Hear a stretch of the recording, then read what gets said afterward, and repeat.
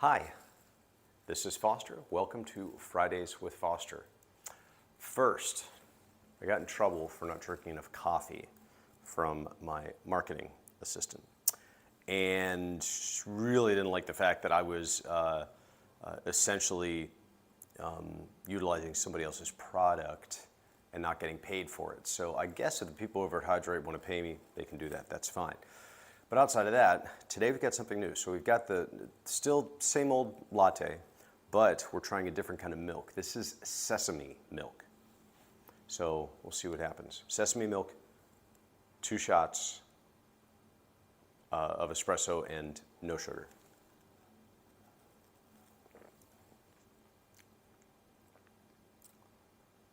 Pretty good, very creamy, very sweet, actually. But it's got a little bit more in it than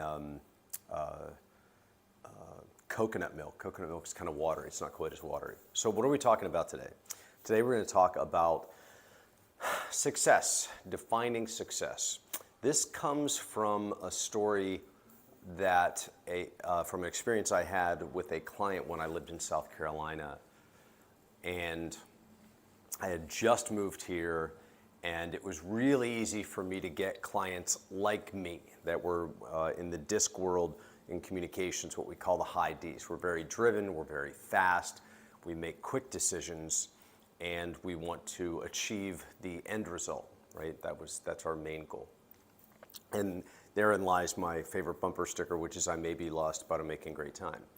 So I had this guy, and it was funny because after a few sessions, he was, I actually went to shake his hand after one session, said, have a good day. And he said, oh, I can't shake your hand, my palm's sweaty. And I said, you know why? Because you've been fighting with me for the last 45 minutes in a session that you're paying for, and you're fighting with me. I don't understand why. So we had a bit, not really contentious, it was a respectful relationship, but it was just interesting. There were definitely some challenges there.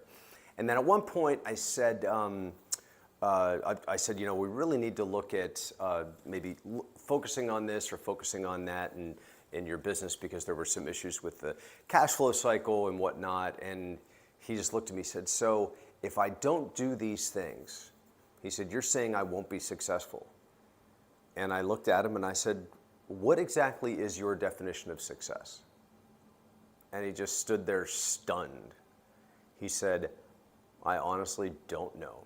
He was so busy driving at the next thing, at the next thing, at the next thing, and trying to do what he did in his company really well. And it's a successful business, financially successful as well.